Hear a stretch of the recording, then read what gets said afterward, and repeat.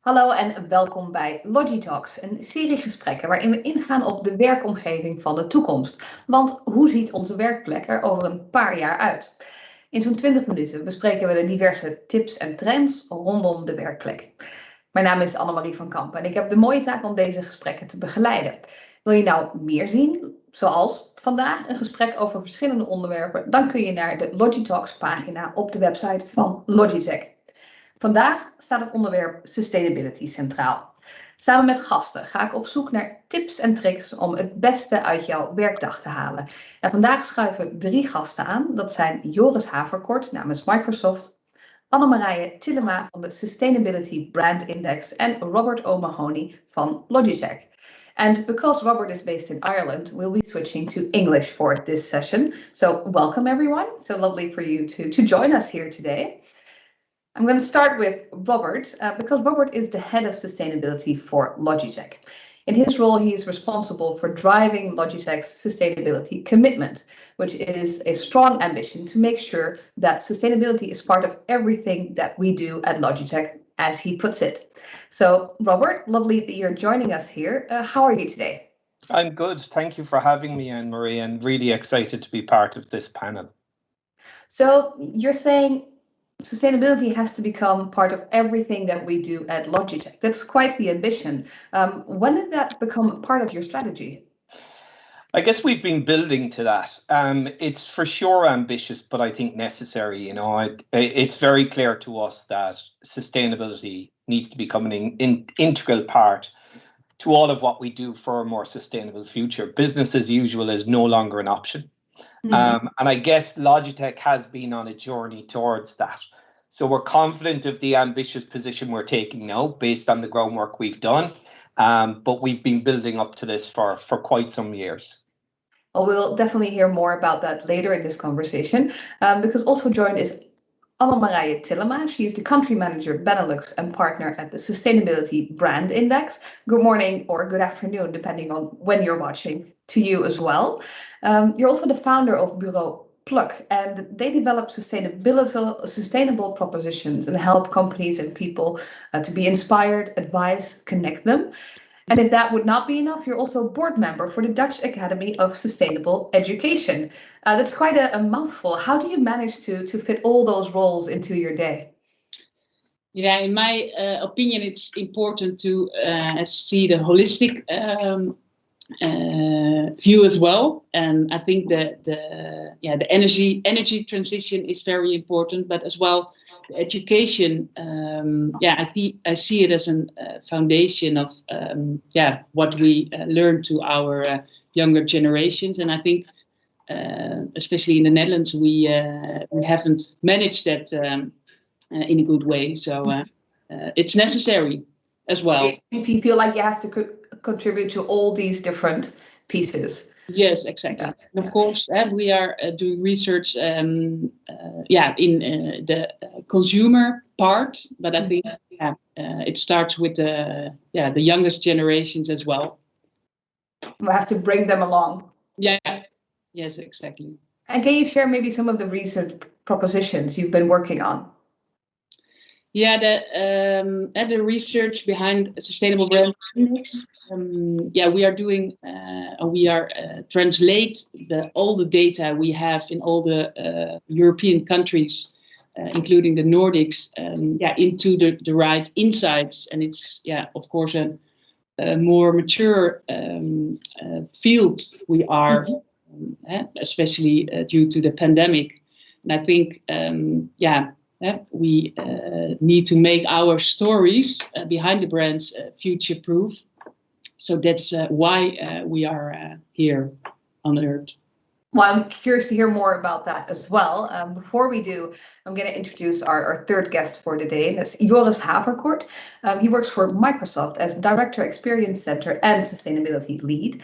He has a very strong passion for technology, and he believes that can really change our planet and society as a whole. In his role, he helps and leads organizations to basically navigate the route toward a sustainable digital transformation, and really thinks it's a huge enabler to solve some of the problems that we're experiencing as humankind on our planet and our planet itself. You say, and I found this quote and I thought it was interesting, we have the responsibility to ensure that the technology we create always benefits everyone on the planet, including the planet itself. So how are we doing when it comes to this, Joris? You mean we as Microsoft, or? I think we as a whole. I think if you look at the change that we need to go through when it comes to sustainability and becoming a more conscious society, we always have to make sure that everything we do is in the benefit of people, but specifically also the planet. And I think technology can be a huge enabler for that. It will be one of the driving factors, hopefully, in the change that has to come. And as Microsoft also, we're a pretty big company, so we also have a huge responsibility to contribute to that, and maybe even more so than others because of that position. So. Well, welcome to all three of you. I would say let's dive into sustainability and see how we feel about this. Maybe to start things off, Robert, when you look at sustainability, where did we come from, and what progress have we made over the past few years? I think Logitech, like many companies, started at a point of compliance. So we looked at what our legal obligation was, and you're going back over a decade now, so that was, thankfully, that was quite some time ago. But that's where we started. And I think, again, for Logitech, what we did was we looked at, our supply chain. We looked at how our supply chain was impacting communities, society, environments, and so on. And we looked at the absence, actually, of regulation. Certainly within the consumer tech industry, at that time, there wasn't a lot of regulation. So we took some voluntary initiatives, So what Logitech did was went from a place of compliance to voluntary joining of the Responsible Business Alliance, which is an industry code of conduct, which requires a company to comply with social, ethical, environmental, health and safety expectations. Okay. And then we transitioned from that to a place of transparency. We wanted to share with the world and with consumers how committed we were. So we began to report publicly. And we did that about 2010, 2012 kind of time frame. And from that, I guess we're at a point now where we talk about pervasive sustainability, where we're pulling sustainability into our strategy and into our brand value and beginning to think about it in the way that we think about quality or consumer experience or, always there. So yeah, absolutely. Yeah, it's an integral part. I know it's a cliche, but it's almost forming up as part of our DNA, I mean, that's the ambition, if you like. Is that something you've experienced at Microsoft as well? As in first you had to, and now it's become a part of daily life at Microsoft? Yeah, absolutely. I think, and maybe same as with Logitech, it's not that we started this just recently. I think we were already had in 2009 our first emission standards out. But it's becoming a necessity. I think we have not only internally, I think we have 5,000 employees in our internal community trying to service the countries that we have on sustainability front. But I think there's an outcry from that part of the organization as well. But also it's become business imperative even, and I think it's not only needed, but it's also good for business just in the reality. But the impact we and other large companies have is big when it comes to also our exhaust. So we also have to take responsibility now because we cannot do it any later, I think. And set an example there as well. So Annemarije, you work for the Sustainability Brand Index and you look at companies like these and other organizations. Could you explain what exactly it is that you do? Yes, Sustainable Brand Index is talking with consumers about the responsibilities of big brands and companies in different sectors of industry. And we are doing research, big studies in all different European countries about what they think and know. Don't know of the responsibilities as well on the social part and the environmental part of responsibilities. And the SDGs of the United Nations are our framework in terms of the definition of sustainability. And we are trying to help organizations with the translation of how to tell the stories of their sustainability work, because it's very important to show it and to tell about it. And what has been the impact so far on our world having that index there? Yes, sometimes people are quite skeptical and saying, okay, what about greenwashing? And I think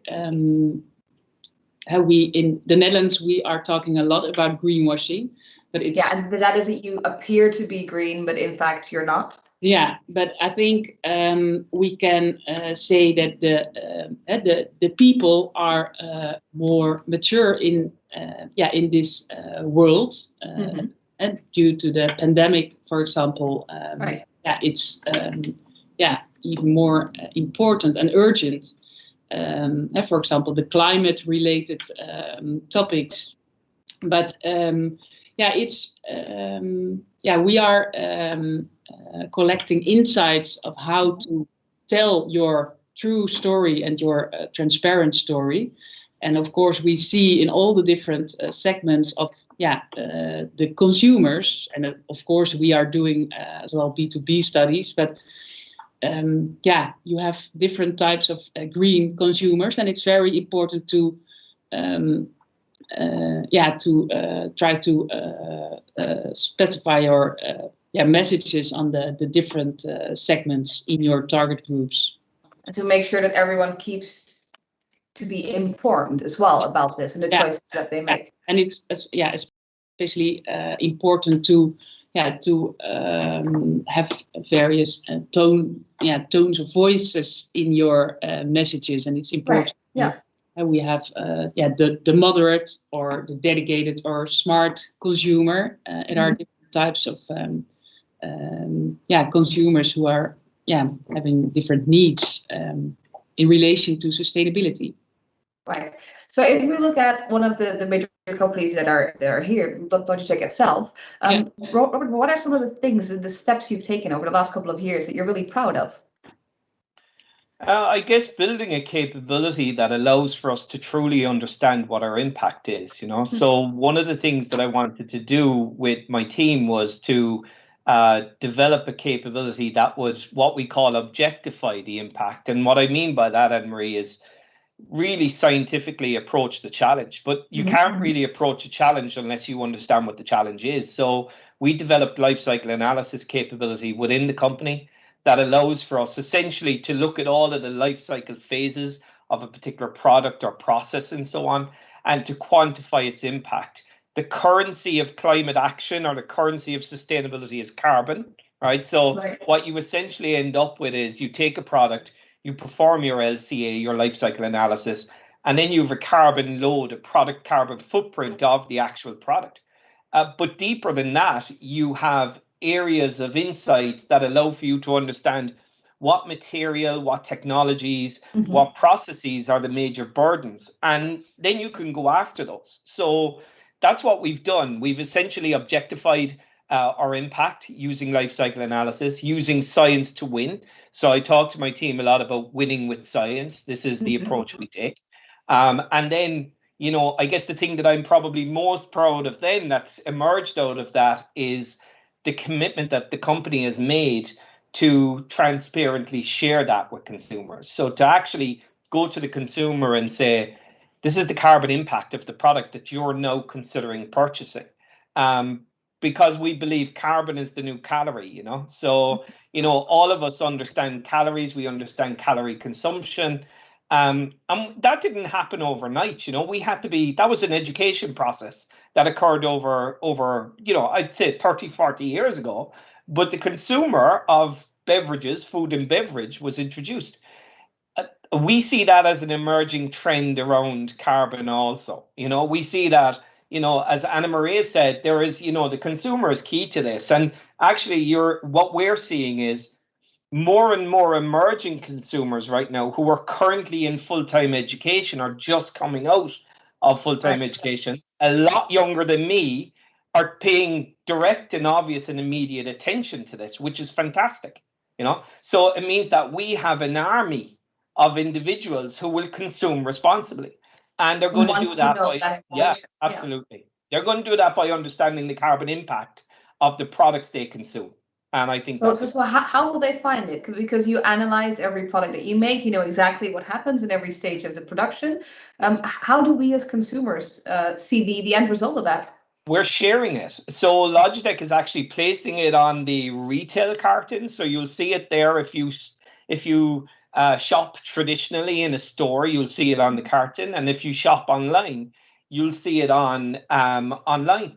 And actually, like the calories. Yeah. Like calories. So you have it there, and you have our carbon impact symbol, and you have the amount of carbon in kgs displayed very climate and other brands, so I should say other retailers and e-tailers are doing similar. Amazon are currently looking at climate pledge friendly, and there's a lot of Logitech products listed under climate pledge friendly products, and others are. So I think we're all waking up to the fact that we need to be transparent with consumers. Yeah, and communicate this information. So is this something that's just on the products of Logitech, or do you have the ambition to broaden this? So everything that we buy will have a little sticker or something on it? Yeah, we have that ambition. I mean, we can't do this alone.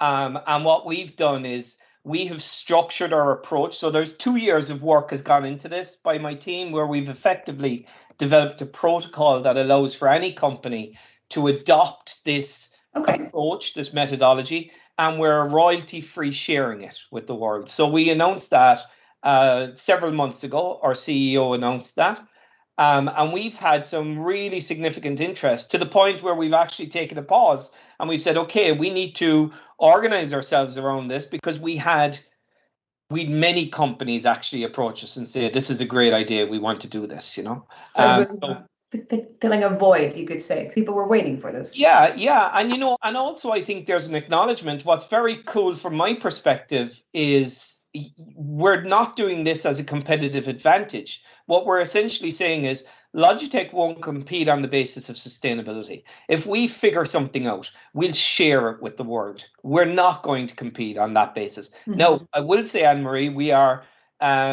as ambitious as any other company. So we will, if a company wants to compete with us on driving the carbon number down, we'll compete on that, no problem. But so going to one of these other companies, because I see Joris smiling and nodding a lot by the things that you've been telling us. Is there anything similar going on at Microsoft at the moment? Or would you say like, well, this is something we can embrace? No, I think the product labeling is definitely something we can embrace, and we are indeed working on trying to get our packaging also carbon neutral. But I think the labeling I'm not that clear on yet. So that's definitely something we could embrace. I think if I look at the things that we're busy on, and that's on a lot of fronts, because we operate globally, we have campuses and data centers, but we recently announced, or not recently, but a year ago, we announced to be water positive and carbon negative and even waste neutral by 2030, and to be removing all of our historical waste by 2050. And I think it's easy to make those type of commitments. It's more difficult to actually own up to it and get that done. And I think if I look at what we're doing so far, I'm not sure that is something to be proud of, because that's more an obligation that we have. We also made a $1 billion climate investment fund to develop technologies, and that's not there. Mm-hmm. And maybe that's also what strikes me as the biggest challenge up front is we put out and I don't even know the exact number, but an $X billion contract out for carbon offset. Right. And the reality is that if we would have bought all of the direct air capture market, we only would have gotten rid of 0.5% of the Microsoft offset. So we have a market to make, and I think that is the gesture that big companies need to make. Yeah. If I do need to name something where I'm really proud of that we're doing, which is quite unique, is and that's the launch of our planetary computer. Yeah, I was just about to ask you about that. What exactly is that? Because it sounds like something big. Yeah. It's basically we supply cloud computing software and cloud computing platforms. But basically what we did is one of our clouds, Azure, we opened up a platform to share data sets and models and infrastructure and even applications and APIs for education people, for consumers, for local governments, for businesses and industries to work on climate solutions. So startup and companies that are wanting to work on climate, conservation organizations, they can all share data sets about oceans, about weather, about species and an identification species, and basically to build let's call it a living map of the world. Because the biggest problem with climate change, and also why there is so many people still fighting it, is that the world is teemingly complex. So it starts with trying to understand the climate, and the reality is we know it's bad, but we don't even know how bad it is, because understanding the weather, you can look at predicting the weather tomorrow, which we are horrible at. It's a little bit the same. So this is So you're building a giant collection of data about everything that has anything to do with climate, our planet, how we live. That must be music to your ears, Annemarije. Yes. I think it's very important to we know that we are in the decade of action. Mm-hmm. And I think when we want to have a better world for the next coming generations, we need to be a better consumer. And I think it's very important to make it specific for the consumer and what he or she can do with it and why it's important. So I think that's key. And I fully understand that you're saying that. So how can the efforts of these giant companies that we just heard about, some of the products that they're doing, how do they impact our well-being overall? How important is it that these steps have been taken? I think it's very important that the big companies, and especially from the perspective of technology, because we know that we are, it depends on technology to. We need it as a tool. And I think we need the big companies, in the transition. And sometimes people can say, okay, we need the game-changing companies and not the big mammoth tankers. Mm-hmm. But I think it's very important to cooperate with all sectors of industry, of course, but as well we need every step in the way forward.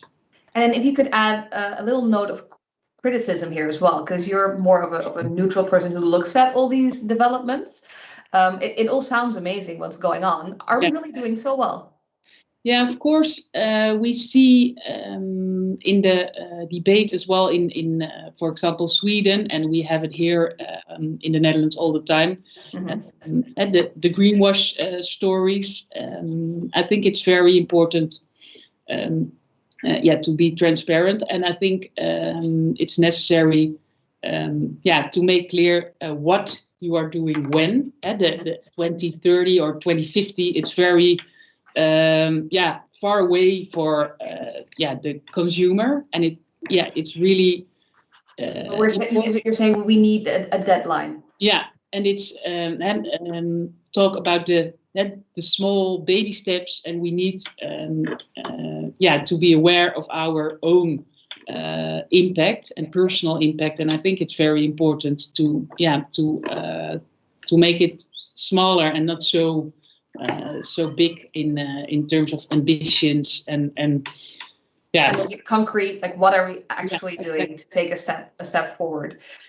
Looking at the future, which is looking forward, what are some of the things that are planned or what you're hoping to try and get to, Robert, when it comes to Logitech? What's scheduled for the next few years maybe? Great many things, but to Annemarije's point, actually, I applaud her calling us out, because I think it's really necessary actually to keep everyone honest and straight on this. So what we're doing is we're actually measuring our progress year by year, and we're sharing that publicly every year. So we've made commitments to 2030 and we've made commitments to 2050. in alignment with the Paris Agreement and international agreements. But we're measuring our progress towards that each year, and we're doing it on a linear basis. So that's absolutely what we're doing. Just to give you an idea of where we are with that, so we started with a 2019 baseline of about a million tons of carbon footprint for our entire operations and products and activities. We committed to driving that down by half by 2030, and what that would mean for us is we needed to hit 50,000 tons of carbon reduction by 2020. We hit 64,000 tons, so we've exceeded our target there. We also committed to be 100% renewable electricity within our supply chain by 2030. We're at 88%, so we're now revising our target to 2025. We've carbon neutralized our entire gaming portfolio, and that continues, and we're driving our new product introductions now, including a new key performance indicator, and that's sustainability. So in the past, we would have looked at new product designs and said, okay, we had 3 KPIs, if you like, the cost, the schedule, and the user experience of the product. Now we look at sustainability. So products in Logitech are not now being launched if they don't meet sustainability indices. So we're measuring this every day, every month, every year, short term and longer term, let's say. So are there any learnings or like tips you can share with companies who are not there yet? Yes. Yeah, I think the big one is understand your impact. I mean, the thing is, just take a pause, look at your activities, look at what your purpose is. And if your purpose is to create widgets, if you like, these things out of this material, understand what impact these things have on sustainability on a scientific basis, and then understand whether or not there are innovations that can occur around that to improve it. And in iterative improvement, so step process improvement is good to get you started. And as soon as you're comfortable with that, you got to start somewhere. So as soon as you're comfortable with that, then you can, commit to these big, bold, ambitious targets. But first of all, figure out what your impact is, see what innovation can have a baseline. Yeah, and then move from there, So step by step process, if you like. Joris, do you have anything to add to that from your perspective?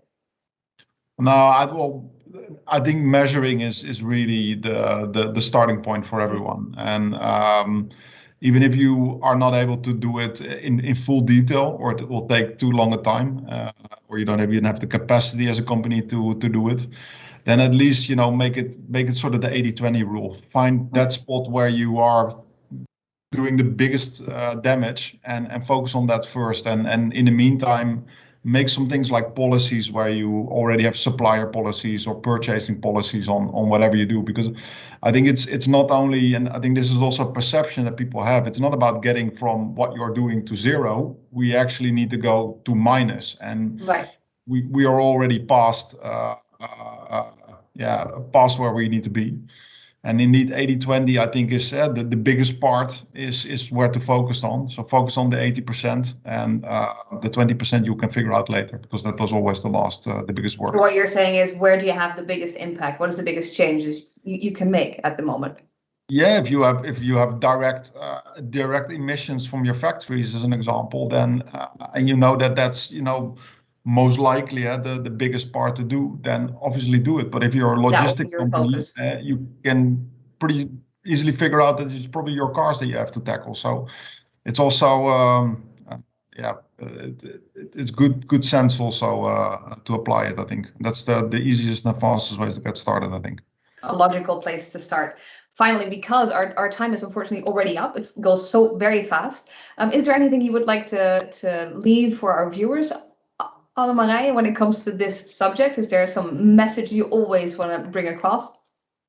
Yeah, I think it's important to realize that perception is changing all the time and faster than ever in the current world, and we must keep on top of it. And I think it's very important to measure that perception. Think really good about your stories of telling your sustainability what are you sharing with the world?